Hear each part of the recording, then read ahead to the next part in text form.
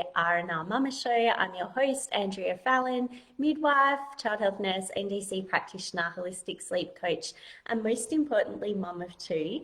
And today I'm going to talk about why the mainstream advice on teaching your baby to self-settle is often doing more harm than good. And sorry, I am running a little late again this morning. I think I need to change the time. Like I've shared with you in the past, we have a teacher at our school who, it's a bit blurry, sorry, a teacher at our school drop-off who is very friendly and chats to all the parents when they're doing the drive-through, and it just makes us late every Friday. But anyway, she is lovely. I'm looking a bit blurry there. I just don't know what's going on with my camera, sorry.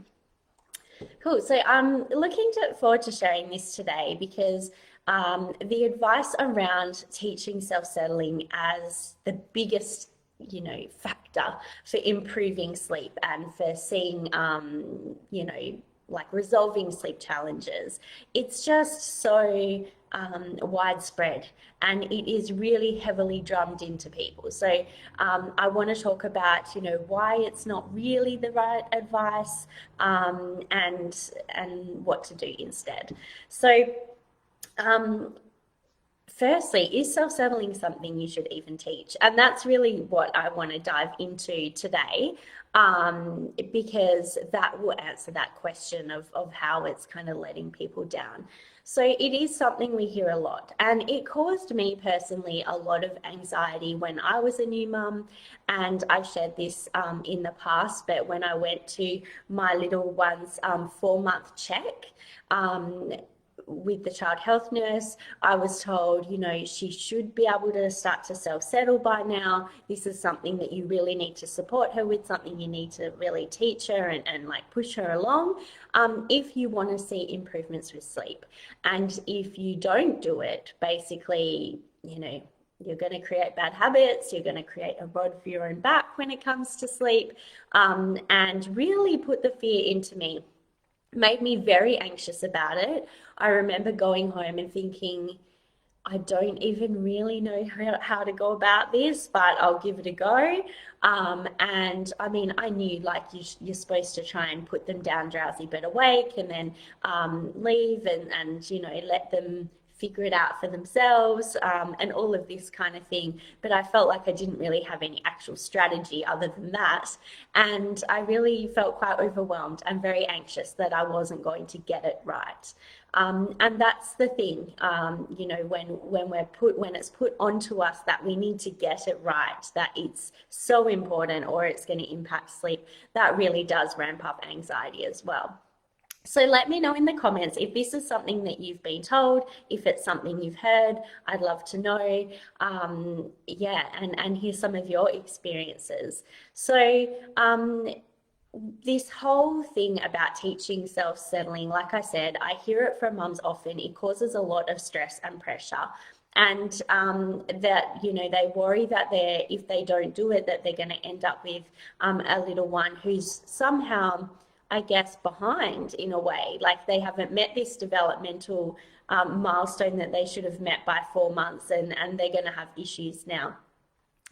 So that's why I feel like it's really important to share this information about how it's all basically a bunch of just inaccurate information. So the other thing is that I will clarify, is that oftentimes people mix up two things. They mix up the idea of self-settling with self-soothing. They're actually two different things. So I'll go into that as well. So really, self-settling is, to me, in my opinion, the definition would be that you put a little one down and they just kind of, maybe they grab something like their little comforter, roll over, go to sleep, or they're just able to go to sleep independently.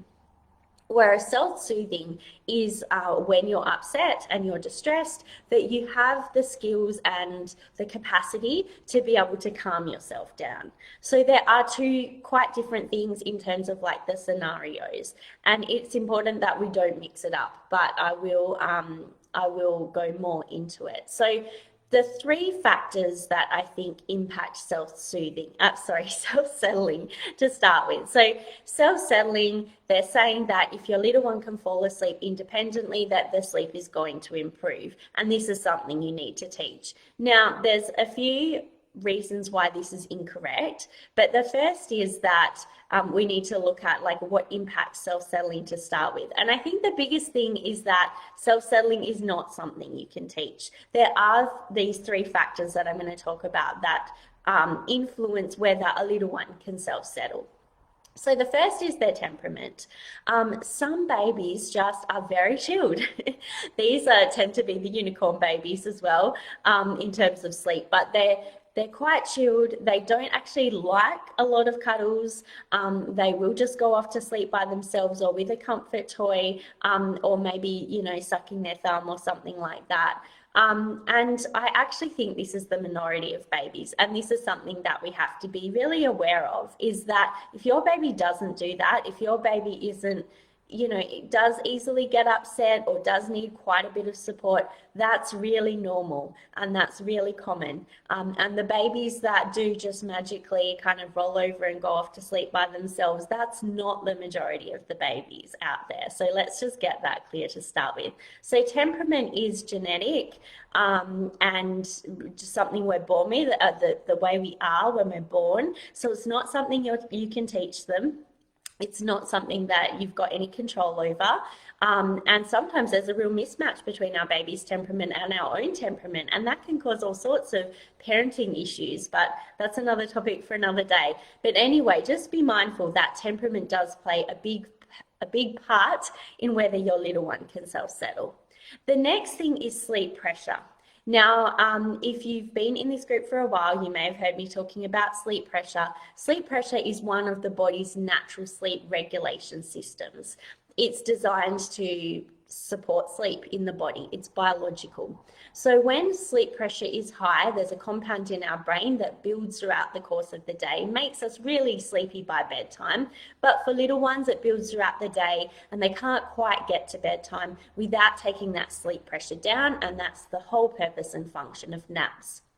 Now, it's a compound in the brain called adenosine that is what controls sleep pressure. So that compound is building, and then they take a nap. So when the sleep pressure is really high, oftentimes little ones will just, nod off to sleep. So they might be in the pram, they might be in the car, they might be eating. How many times have you seen a video of a little baby in a high chair sort of eating and like nodding off to sleep in their dinner? That's the sleep pressure is high. So if you've got high sleep pressure, you're more likely, if your little one has high sleep pressure, they're more likely to self-settle. They're more likely to be able to just kind of fall off to sleep without a lot of assistance from you. So that's the other factor. And now sleep needs is the next part of this. So when we're looking at sleep, step one, when we're addressing sleep challenges, is always to work out roughly how much sleep our little one seems to need as an individual, because there's a huge variation in normal for babies. So if you've got a little one who's got quite high sleep needs, so we know from research the range is between 10 hours and 18 hours in a 24-hour period for that first year. So if they're on the higher end of that, they're just going to be more sleepy. They're just going to be more likely to fall asleep. That sleep pressure is going to be higher. Often these babies don't cope very well with high sleep pressure, as in they don't last very long until they need to take a nap to take the edge off the sleep pressure. And so if you've got a little one like that, then of course they're more likely to self-settle. Again, not in your control, not something you have to teach, but can be optimized. Sleep pressure certainly can be optimized so that it makes it all very easy, and your little one may be more likely to self-settle. But again, we're looking at factors that these things can't be taught.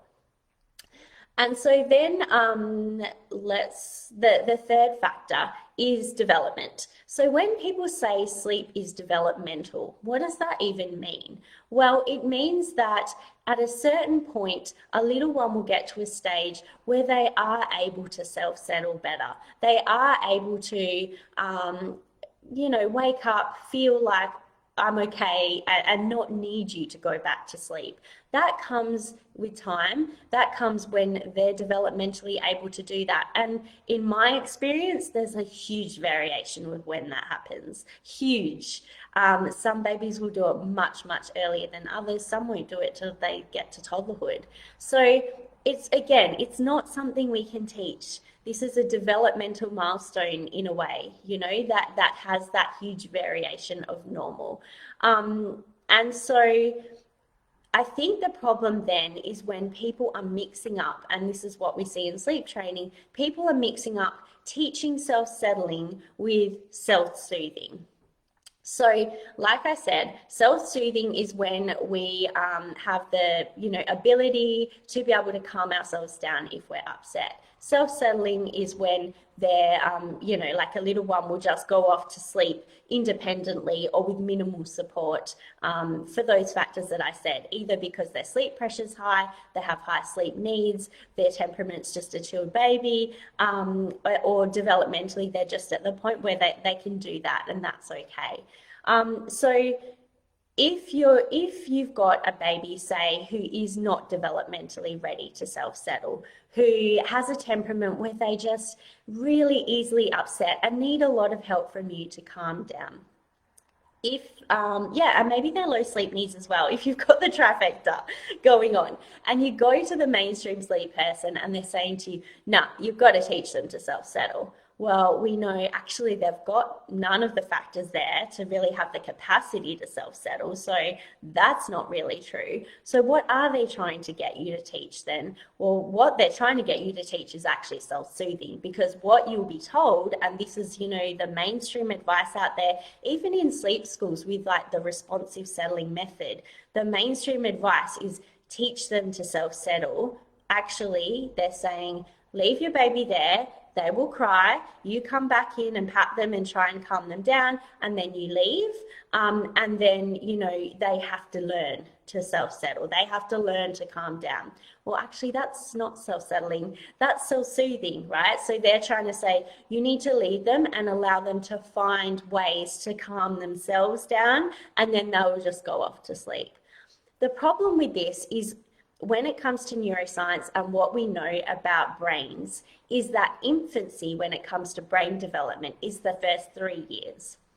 So little ones cannot self-soothe for the first 3 years. They have very, very basic skills in terms of or not skills, but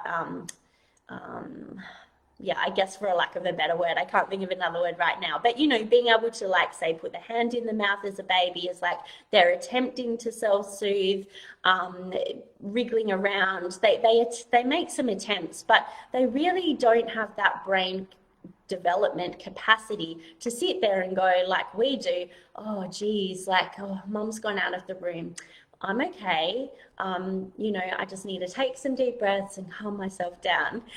Babies and toddlers can't do that. And that's why you see with toddlers, they'll have so many tantrums, because they're very much in that emotional part of the brain, that abstract reasoning, that higher level thinking to be able to calm themselves down, that really hasn't ramped up yet. So that part of development really starts to ramp up at 3 years of age, doesn't actually finish until 25 years of age. So it's a long-term process, and it's something that doesn't start, until about 3. So if we're looking at babies and we're trying to do a cried out method, we're not actually trying to teach them to self-settle, because like I said, that's impacted by those other factors. We're trying to teach them to self-soothe, and actually self-soothing can't be taught. So what happens then is babies learn instead that the person is not coming back, they're just not coming, and so then they stop crying, and this is more of a stress type response.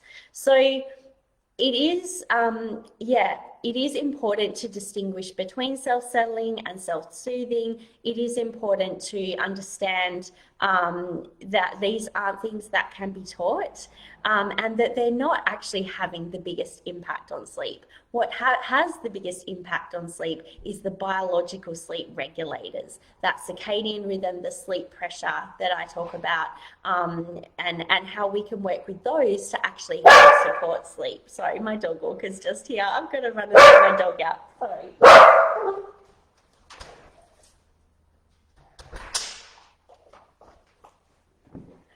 The joys of going live. So those are the factors that actually really influence sleep. So if you're experiencing sleep struggles and someone's telling you, oh, well, you just need to go and like teach them to self-settle, or do the like pat them and try and get them to learn independently. For a baby, that is just really so.